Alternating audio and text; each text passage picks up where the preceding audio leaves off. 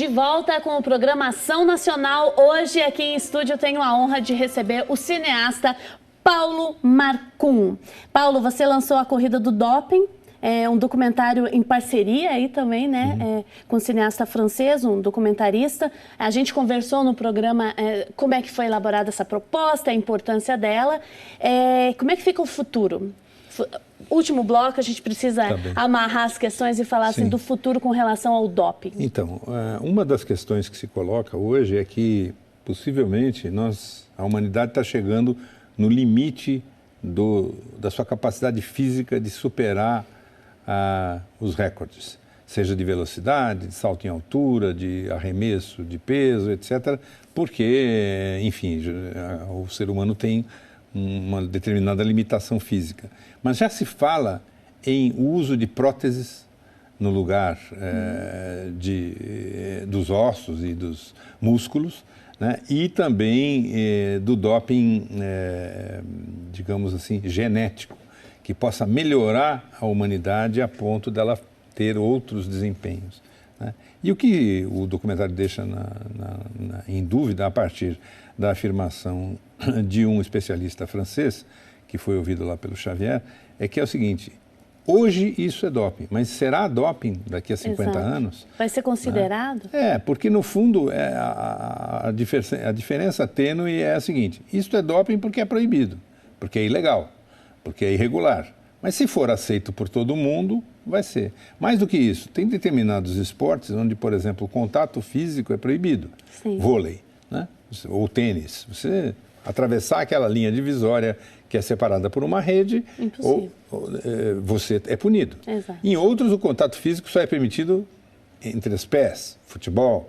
Assim. O outro só a mão. O outro contato físico é totalmente permitido, o boxe, a luta, a esgrima, né? A esgrima, etc. Enfim. Então, tudo é regra, né? E as regras também são em relação ao uso dessas substâncias. Determinadas substâncias são permitidas, outras são proibidas, né? De modo geral, a ciência estabelece que aquilo que torna um mais eficiente do que o outro não pode ser usado, né? No momento. Mas isso talvez não aconteça no futuro. Mas, Paulo, será que não acontece por uma questão de... Não vai acontecer, desculpa, por uma questão de estudo e o doping... Ou o doping vai ser liberado porque vão começar a usar? Há quem defenda essa tese de acabar com todas as proibições e com a hipocrisia, porque há um problema também que é o seguinte: as federações esportivas, a Agência Mundial Antidoping é uma ONG, que não tem poder real. Ela não é que nem a polícia, é mais ou menos como as Nações Unidas. Não? Quer dizer, controla, fiscaliza, mas não tem poder. Quem faz o controle são as federações esportivas. A Federação de Atletismo, por exemplo, está tentando limpar a barra agora de erros que ela cometeu no passado. A Agência Mundial Antidoping recebeu denúncias na época em que essa Yulia Stepanova e o marido acusaram. Uma outra atleta russa mandou uma carta para lá dizendo o seguinte: olha, eu uso doping, o meu treinador manda usar e vocês, por favor, investiguem o que está acontecendo na Rússia. A WADA, que é a Agência Mundial Antidoping, o que fez? Em vez de investigar, mandou essa carta da mulher para a Rússia, né? Então, ela hoje está correndo atrás do prejuízo e é por isso que há esse esforço tão grande de estabelecer pelo menos uma aparência de controle. Mas, efetivamente, o controle que é possível estabelecer exigiria um investimento bilhardário, que não há como fazer. O único caminho possível é a difusão da consciência de que competir em pé de desigualdade não é justo. Não é competir, né? Você não ganha. Ou seja, que o que você está fazendo é trapacear os outros. Mas isso é relativo. Isso tem jornalista trapaceiro, tem advogado trapaceiro, tem empresário trapaceiro, trabalhador trapaceiro, político trapaceiro, tem tudo. Por que não iria ter atleta ou técnicos? E mais do que isso, não é só o atleta que faz. Tem que ter junto com ele um técnico, tem que ter uma federação esportiva, tem que ter, às vezes, até o ministro, como é o caso, e o presidente da República, que é o caso da Rússia, que compactuam com isso, né? E há uma frase que foi dita por um colega jornalista, correspondente do Estadão, Jamil Chad, na Suíça, um excelente jornalista, que ele diz assim, o mais impressionante dessa história toda é que toda essa história do doping nasceu por conta de um documentário de um documentarista alemão, que não é o francês com quem eu trabalhei. Esse documentarista foi entrevistado pelo francês e o nome dele está igual ao do Justin Gatlin, que eu esqueci no outro bloco. Sim, esse o americano, eu acabei de esquecer agora, daqui a pouco eu lembro. Daqui a pouco a gente lembra. E esse alemão, ele entrevistou os atletas russos e ele denunciou. E a Federação de Atletismo e a Associação Internacional de Controle de Doping demorou um ano para refazer a denúncia que esse jornalista sozinho fez. E o que o Jamil diz é o seguinte, bom, se um jornalista consegue fazer aquilo que uma federação e a Autoridade Mundial Antidoping não faz, alguma coisa está errada. Provavelmente, com todo o dinheiro, as viagens internacionais, os burocratas, etc., não estão fazendo o seu serviço. Ou então o doping é tão grande que a mentira é o que está definido. Pois é.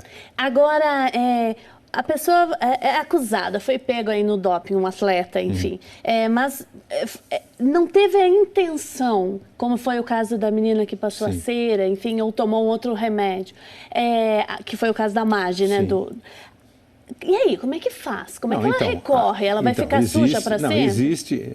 A primeira coisa é que toda a amostra de sangue ou de urina, ela é separada em duas.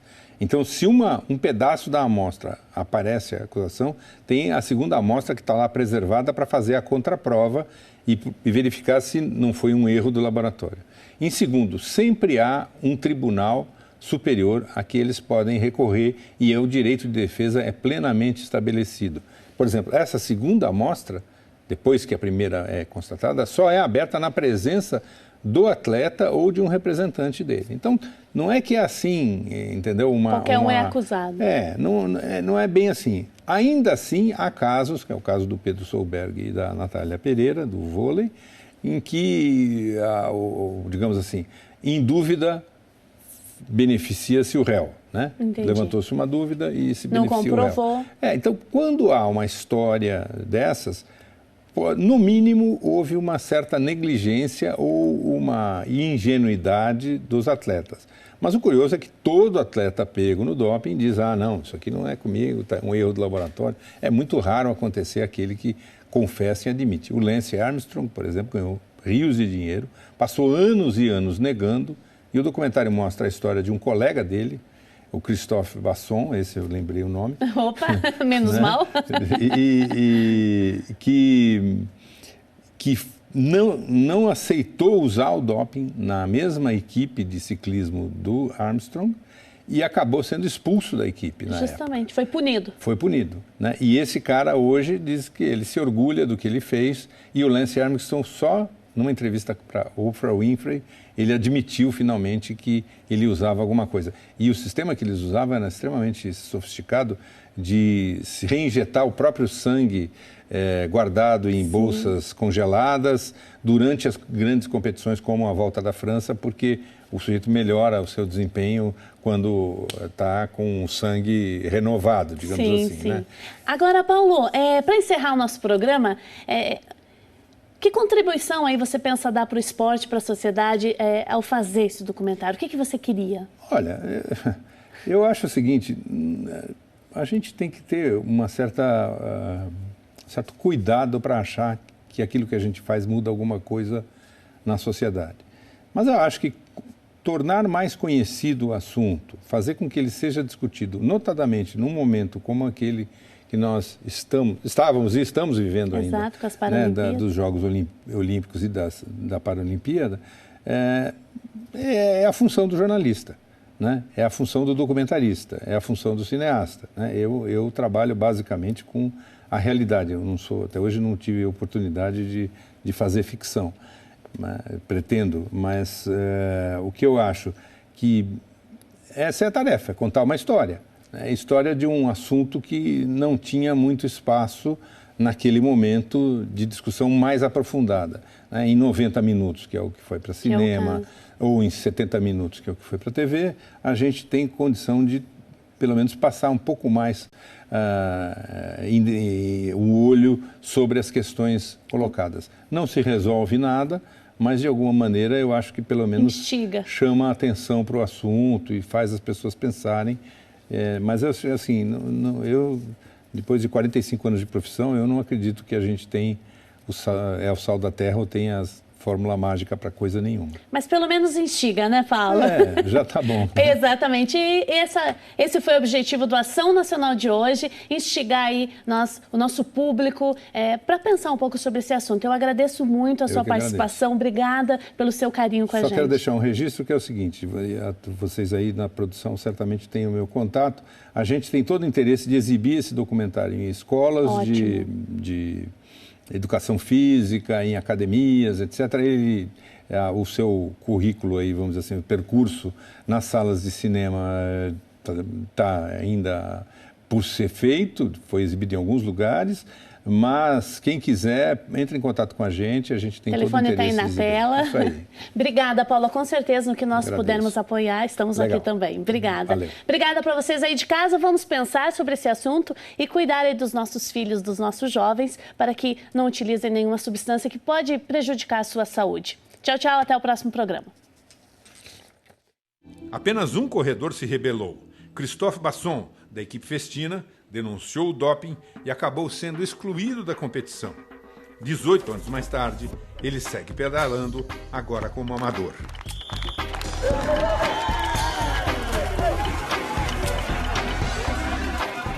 Après ça c'était la course à l'armement, ouais, bien évidemment.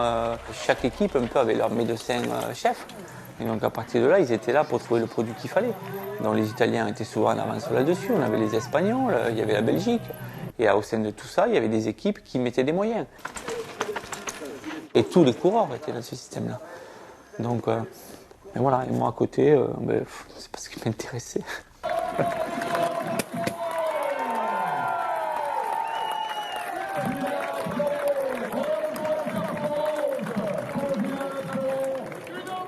C'est délirant, mais vous savez, à l'époque, la déviance était devenue la norme et la norme était devenue la déviance.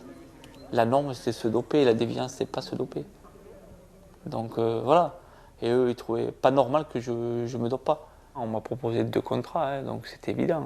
Donc clairement, si je m'engageais à prendre de l'EPO, hormone de croissance et testostérone, pour espérer faire le podium du Tour de France l'année d'après, je signais un contrat de 10 fois plus.